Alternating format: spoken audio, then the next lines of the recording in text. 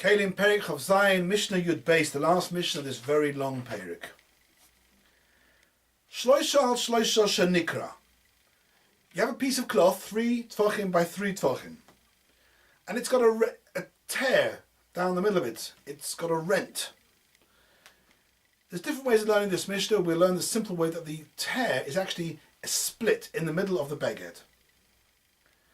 Says the Mishnah, Im nesonoi ala kisei, ubesoroi noigea bekisei, if you were to sit on this piece of cloth, on a chair, and your skin would actually, the tear in other words is big enough for your skin to touch the chair underneath, then that split is big enough to render the shloisha al shloisha to be torn and not to be considered as one piece of shloisha al shloisha, and therefore the shear is choser, and therefore it is not able to be tumas mikabel tumas medras.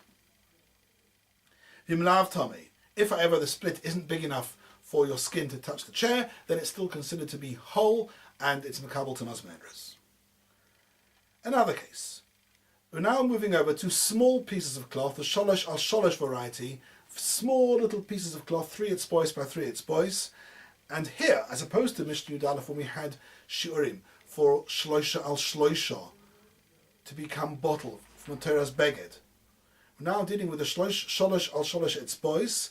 And here, it's much, because this is so unimportant, it's such a, it's got no chashivas at all, it is much easier to render a small little piece of beged like this, to render it useless and therefore not able to be mekabel tumah. Says the Mishnah, Shalosh al sholosh shenimha mimena chut echad.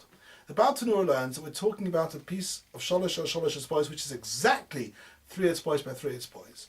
And the word nimha means it becomes tattered, it becomes threadbare. That one thread actually becomes, well, eroded, it becomes, just disappears, just crumbles and goes away. So now you've actually don't have your required share 3 etzbois by 3 etzbois. Of course, the din is going to be tar. Another case, Oi, shenimtze boy kesher, oi shnei chutin mat'imin. The Rishonim learn that the word mat'imin goes back on the word kesher as well. It either has, it's got a little knot in it, one of the threads is knotted. If just one thread is knotted, it's not bad. If you've got 2 threads next to each other, both with knots in, then that actually appears, that becomes a little bump.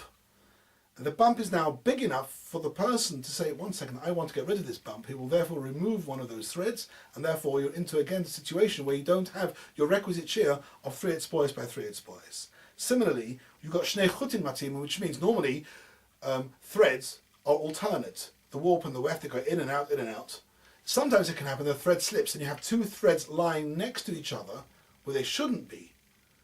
That's called shnei chutin matimin. Therefore, that thread is considered commanderless as if it's not there, and therefore, again, we failed in our shear of sholosh etzbois al sholosh etzbois, and this little piece of cloth is tahor. The Mishnah carries on. Sholosh al sholosh shishlicha ba'ashbois tahora. We mentioned this din at the beginning of Mishnah Yud Aleph. We said, where these small pieces of cloth, which are less than 3 tvachim by 3 tvachim, they've only got 3 etzbois by 3 etzbois. As soon as you chuck it into the garbage, as soon as you throw it into the dustbin, that is mevatel the Torah's beged. Although you can actually go into the dustbin and fish it out and use it again, but the minute you throw it into the bin, into the garbage, it is tar. You've got rid of it. You've been mevatel it. It's tahira. Hechazira. You take it out again, then you've created a new beged tameo. And you can do this many times a day. Every time you throw it in, it becomes tar. Of course, that's only if you throw it in with das, so that it should stay there.